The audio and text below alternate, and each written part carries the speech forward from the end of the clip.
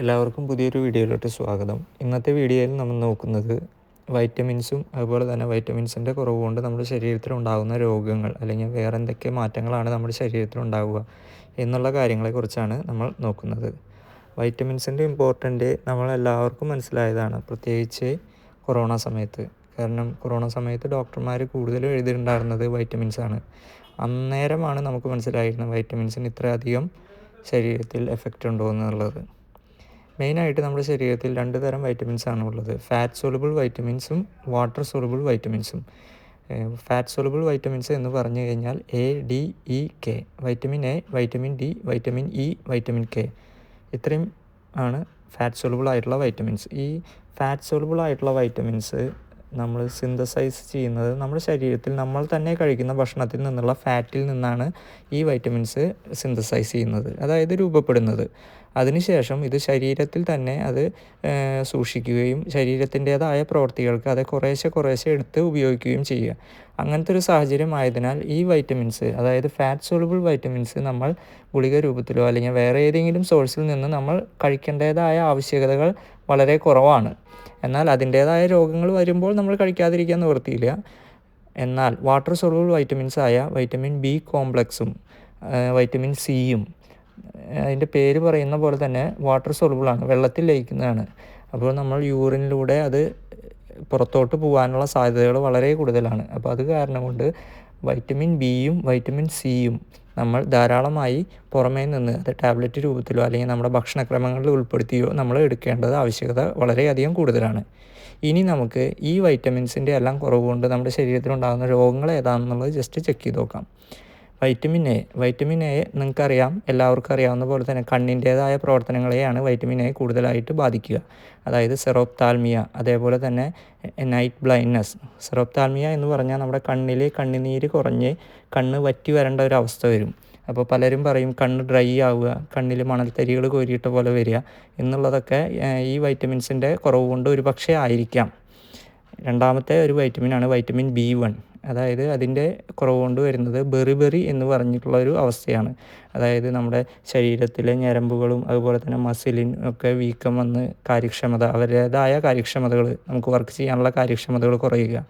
രണ്ടാമത്തെ B2ൻ്റെ കുറവ് കൊണ്ട് വരുന്നതാണ് ചീലോസിസ്. അതായത് നമ്മുടെ ചുണ്ടുകൾ നീര് വരിക, അതുപോലെ ചുണ്ടിൻ്റെ മീതെ നീര് വന്ന് അതിൻ്റെ തൊലി പൊളിയുക, ചുണ്ടിലെ തൊലി പൊളിഞ്ഞു പോവുക, അങ്ങനത്തെ ഒരു അവസ്ഥ. അടുത്തതാണ് വൈറ്റമിൻ B3യുടെ കുറവ് കൊണ്ട് വരുന്നതാണ് സ്കിന്നുമായിട്ട് ബന്ധപ്പെട്ട് പെല്ലഗ്ര, അതായത് നമ്മുടെ സ്കിന്നിൽ ചൊറിച്ചിൽ വരിക, അതുപോലെ തന്നെ അലർജി, സ്കിന്ന് ചുളിയുക, അങ്ങനത്തെ ഒരു അവസ്ഥ. അടുത്ത് B5ൻ്റെ കുറവ് കൊണ്ടുണ്ടാകുന്നതാണ് ആലോപേഷ്യ. അതായത് നമ്മുടെ ശരീരത്തിൽ അല്ലെങ്കിൽ തലയിൽ മേത്തുള്ള മുടികളൊക്കെ കൊഴിഞ്ഞു പോവുക, ലോസ് ഓഫ് ഹെയർ, അതാണ് ആലോപേഷ്യ എന്നുകൊണ്ട് ഉദ്ദേശിക്കുന്നത്. അടുത്ത് B6ൻ്റെ കുറവ് കൊണ്ട് വരുന്നതാണ് ഗ്രോത്ത് റിട്ടാർഡേഷൻ, അതായത് വളർച്ച മുരടിക്കുക. അടുത്തതാണ് B9 നമ്മൾ പ്രധാനമായിട്ടും പറയുന്നത് ഫോളിക് ആസിഡ് എന്നാണ്. ഇതിൻ്റെ കുറവ് കൊണ്ടാണ് അനീമിയ, അതായത് നമ്മുടെ ശരീരത്തിൽ ഹെൽത്തി ആയിട്ടുള്ള ചുവന്ന രക്താണുക്കളുടെ അളവ് കുറയുക. അത് കാരണം കൊണ്ട് മെയിനായിട്ട് പ്രഗ്നൻസി കണ്ടീഷനിലൊക്കെ ഫോളിക് ആസിഡ് കൂടുതലായിട്ട് ഡോക്ടർമാർ കഴിക്കാനായിട്ട് പറയുന്നുണ്ട്. അത് ഈ അനീമിയ അല്ലെങ്കിൽ വളർച്ച അങ്ങനത്തെ തടയുവാൻ വേണ്ടിയിട്ടാണ്. അതുപോലെ തന്നെ കുട്ടികൾ ഉണ്ടാകുമ്പോൾ അവരിൽ ന്യൂറൽ ട്യൂബ് ഡിഫക്റ്റ് എന്ന് പറഞ്ഞിട്ടൊരു പ്രതിഭാസം ഉണ്ടാവാൻ സാധ്യതയുണ്ട്. അതൊക്കെ തടയുവാൻ വേണ്ടിയിട്ടാണ് ഈ ഫോളിക് ആസിഡ് ധാരാളമായിട്ട് പ്രഗ്നൻസി കഴിക്കാനായിട്ട് ഡോക്ടർമാർ പറയാറുള്ളത്. അടുത്തത് B12ൻ്റെ കുറവ് കൊണ്ടാണ് നമുക്ക് സാധാരണയായിട്ട് വരാറുള്ളത് മൗത്ത് അൾസർ. ഇപ്പോൾ ചിലർ വന്ന് പറയും ഇടയ്ക്കിടയ്ക്ക് വായിലിങ്ങനെ മൗത്ത് അൾസർ, വായ്പുണ്ണ് പോലെ വരിക എന്നുള്ളത് പറയും. അതൊക്കെ ഒരു പക്ഷേ വൈറ്റമിൻ B12ൻ്റെ കുറവ് കൊണ്ടായിരിക്കാം. അടുത്തൊരു ഇമ്പോർട്ടൻറ്റ് വൈറ്റമിനാണ് വൈറ്റമിൻ സി ധാരാളമായിട്ട് അടങ്ങിയിരിക്കുന്നത് എല്ലാവർക്കും അറിയാവുന്ന പോലെ തന്നെ സിട്രസ് ഫ്രൂട്ട്സിലാണ്. അതിൻ്റെ കുറവ് കൊണ്ടുണ്ടാകുന്നതാണ് സ്കർവി, അതായത് നമ്മുടെ പല്ലിൻ്റെ മോണയ്ക്കൊക്കെ ചുവന്ന കളർ വരിക, അതുപോലെ തന്നെ ബ്ലീഡിങ് വരിക, അത് അങ്ങനത്തെ ഒരു കണ്ടീഷനെയാണ് സ്കർവി എന്ന് പറയുന്നത്. അടുത്തത് വൈറ്റമിനാണ് വൈറ്റമിൻ ഡിൻ്റെ കുറവ് കൊണ്ട് നമ്മുടെ ശരീരത്തിൽ ഉണ്ടാകുന്നതാണ്. വൈറ്റമിൻ ഡി എന്നാൽ എല്ലാവർക്കും അറിയാം, അതായത് നമ്മുടെ ബോൺസിൽ റിച്ച് ആയിട്ടുള്ള ഒരു വൈറ്റമിനാണ് വൈറ്റമിൻ ഡി. റിക്കറ്റ്സ്, അതായത് നമ്മുടെ ബോൺസിൻ്റെയൊക്കെ ശക്തി കുറയുക, അതുപോലെ തന്നെ സോഫ്റ്റൻ ആവുക എന്നുള്ളൊരു കണ്ടീഷനാണ് വൈറ്റമിൻ ഡി എന്ന് പറഞ്ഞ വിറ്റാമിൻ. അടുത്തത് വൈറ്റമിൻ ഇ. വൈറ്റമിൻ ഇയുടെ കുറവ് കൊണ്ട് വരുന്നതാണ് വന്ധ്യത. അതുമായിട്ട് ബന്ധപ്പെട്ട് റിപ്രൊഡക്റ്റീവ് ഫെയിലിയറായിട്ട് വന്ധ്യതയുമായി ബന്ധപ്പെട്ടിട്ടുള്ള കാര്യങ്ങളാണ് വൈറ്റമിൻ ഇയുടെ കുറവ് കൊണ്ട് നമ്മുടെ ശരീരത്തിൽ ഉണ്ടാകുന്നത്. അടുത്തത് വൈറ്റമിൻ കെ.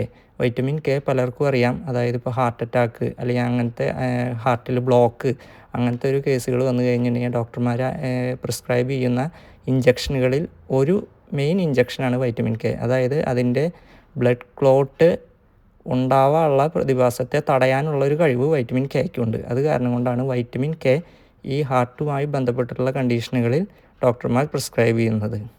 അപ്പോൾ ഇത്രയും വൈറ്റമിൻസും അവയുടെ ഇമ്പോർട്ടൻസും നമുക്ക് മനസ്സിലായി. അപ്പോൾ നമ്മൾ നമ്മുടെ ഭക്ഷണക്രമങ്ങളിൽ ഈ വൈറ്റമിൻസ് എല്ലാം ഉൾപ്പെടുത്തി കഴിഞ്ഞാൽ തന്നെ പുറമേ നിന്ന് ഗുളികയായോ അല്ലെങ്കിൽ വേറെ ഏതെങ്കിലും ഇഞ്ചക്ഷനായോ അങ്ങനെയൊക്കെ എടുക്കേണ്ട കാര്യങ്ങൾ വളരെ കുറവാണ്. അപ്പോൾ നമ്മൾ നമ്മുടേതായ ആരോഗ്യക്രമത്തിൽ കൂടുതലായും വൈറ്റമിൻ ഉള്ള ഭക്ഷണങ്ങൾ കൂടുതലായിട്ട് ഉൾപ്പെടുത്തി നമ്മൾ ഈ പറഞ്ഞ ഡെഫിഷ്യൻസി കണ്ടീഷനിലോട്ട് എത്താതിരിക്കാനായിട്ട് എല്ലാവരും ശ്രദ്ധിക്കുക. Okay, thank you.